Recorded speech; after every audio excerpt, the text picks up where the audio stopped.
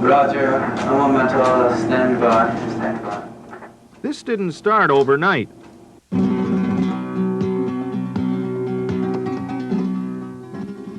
For at least 4 years it's been happening.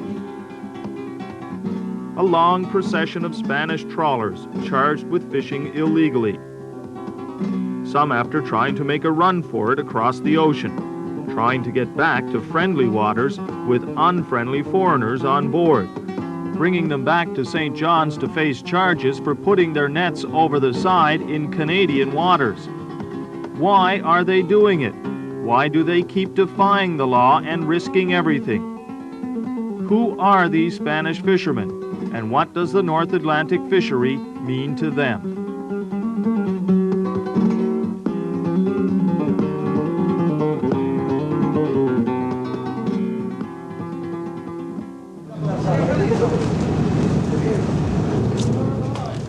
A small fishing trawler is getting ready for a long trip away from its home port, loading salt to cure the fish they catch while they're still at sea. This is Vigo, on Spain's northwest coast.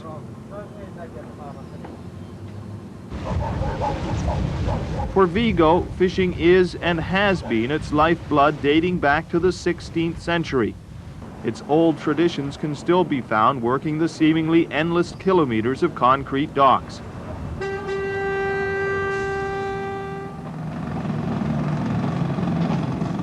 But all around are signs of Spain, the modern fishing nation. With 18,000 ships, it's one of the largest fleets in the world. It feeds a demanding Spanish appetite. Spaniards are second only to the Japanese in their consumption of fish, over 60 kilos per person each year, or 132 pounds. Canadians eat only about 16 pounds. There is no end to the Spanish appetite for fish.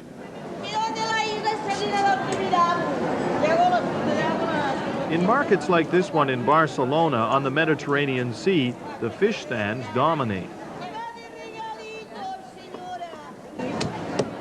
Everything takes a back seat to the creatures from the sea. The variety is astounding. There are fish brought home by Spanish trawlers from literally around the world. The selling is brisk, and codfish, dried and salted from the North Atlantic, is big business in a country with over 50 million people.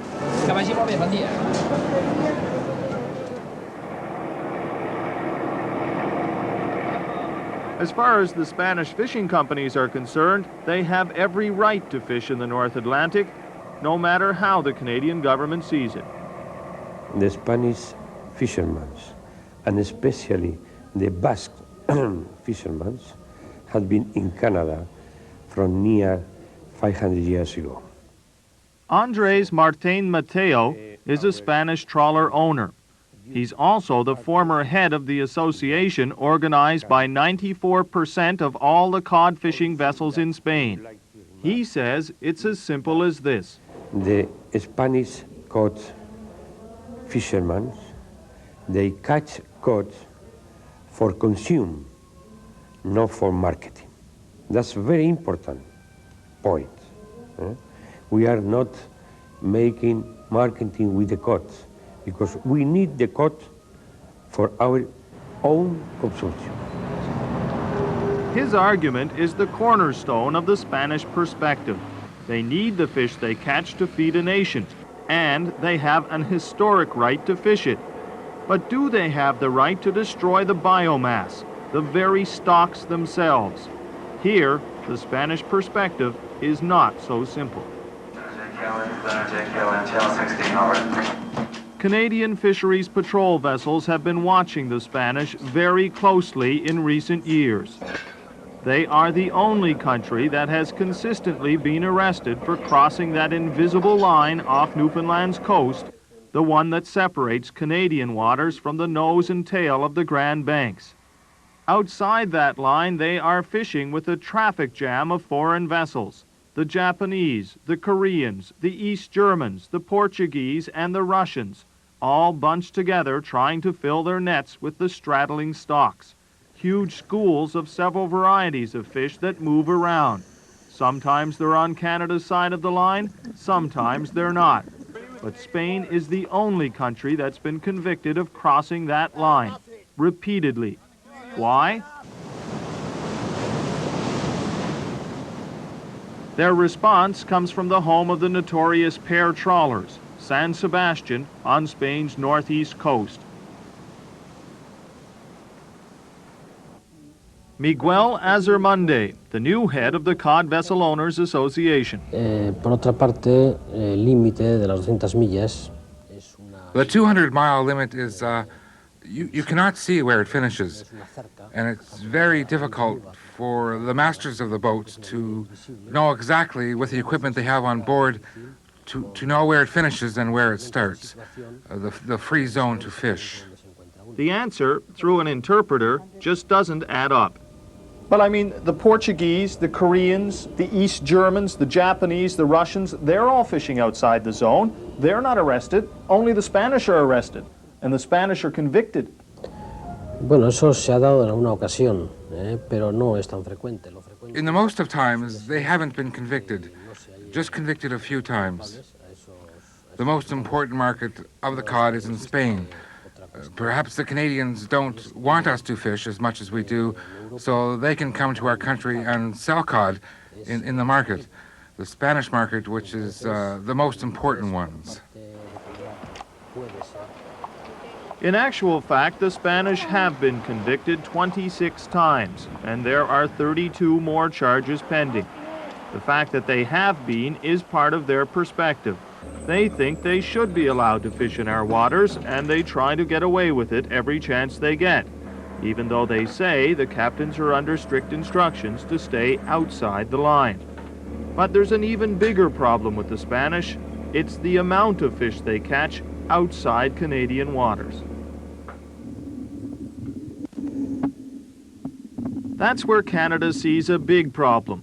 Our scientists say the stocks are being decimated, overfished to the point of a total collapse on the nose and tail of the Grand Banks just outside Canadian jurisdiction.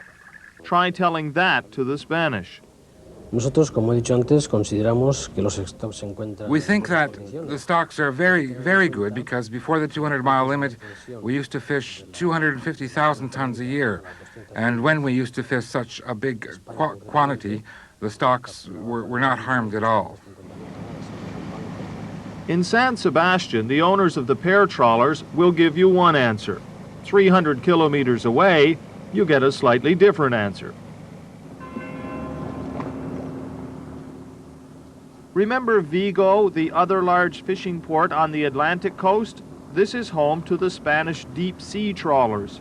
Here, the president of that fleet's association paints a slightly different picture when pushed. The areas for fishing are getting down and down and down, so outside the 200 miles, there is very little space to fish. Hernandez Eraso admits things are getting crowded outside the line, but are the stocks in trouble? No lo sabemos. Yo exactamente no lo podemos saber. Tal vez sea un año excepcionalmente malo. We cannot know for sure. Maybe this is an exceptionally bad year, but there's no way to know it. But surely if there's not enough room to fish because there's so many boats out there, then there must be a lot of fish being caught. Sí, pero hay pocos barcos que estén en NAF. There are not many vessels with the flag of Spain, but there are many vessels from other countries like Korea, so the biomass can be small. An admission, and this point about vessels from other countries is an important one. It's the second line in the Spanish defense. We'll come back to it, but first, the Canadian campaign in Europe. We think that the European public opinion will be opposed to and will indicate to their governments that they're opposed to this continuing pillage. This fall, the Canadian government announced it had a plan, a campaign of information to take to Europe, primarily designed to bring the Spanish and Portuguese in line. If there is no improvement, the relations between the European community and Canada can only degenerate. The message wasn't delivered directly, however, but through the European Common Market. At the Canadian Embassy in Madrid, we found out there is a very good reason why. Inside, officials are quite willing to debrief anybody on what they refer to as this very sensitive issue. But they say right now it's next to impossible to gauge the Spanish government's reaction to this latest Canadian campaign. That's because the Spanish have just gone through a general election. Right now there's no cabinet. Essentially, there's no government. Our campaign was launched, I think, the same week the elections were called. So Parliament has been Canada's dissolved. ambassador in Madrid, Julie Larange. The government itself won't actually be formed till the 3rd of December. So it's been rather difficult to gauge the reaction of the Spanish government. So far at least, the Canadian campaign has fallen on deaf ears in Spain, at least politically. But what about when the new government is in place? Will our luck improve?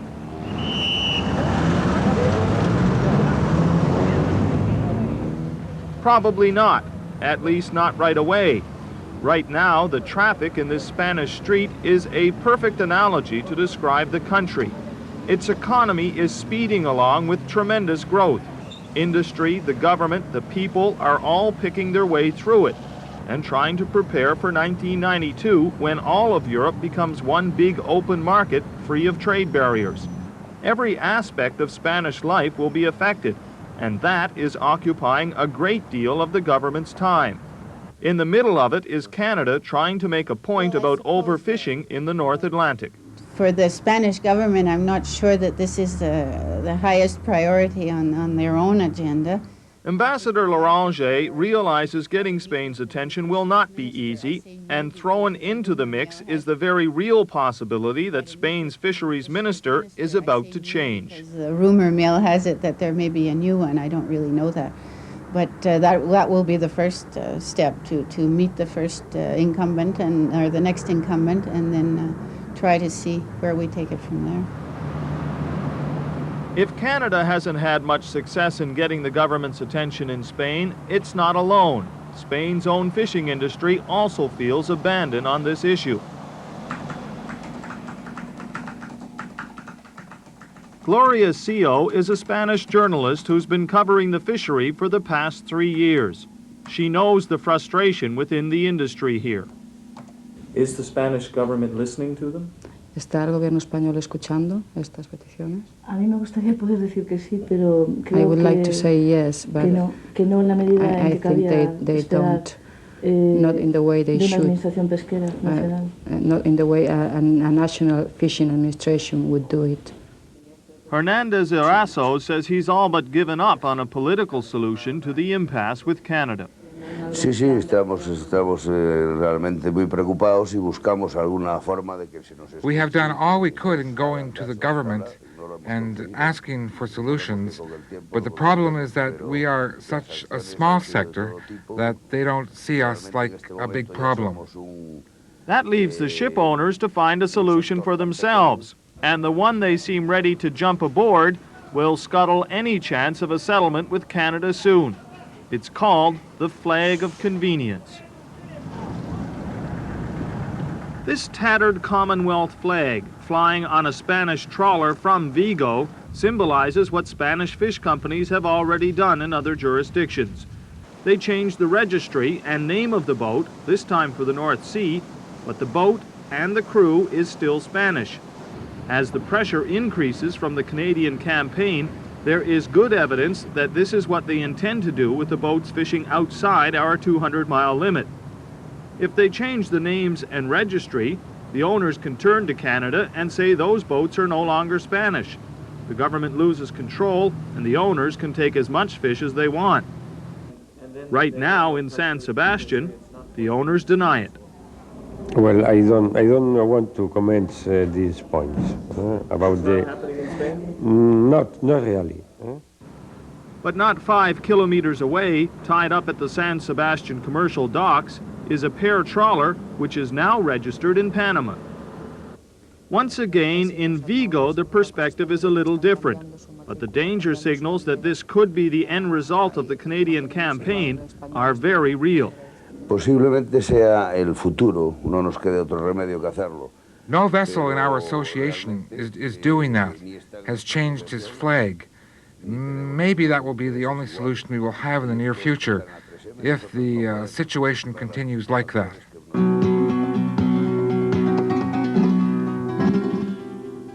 It's a solution, the Spanish owners are saying, that looks better and better with each new day. And it's a solution which some owners have already turned to in the other country on Canada's hit list, Portugal.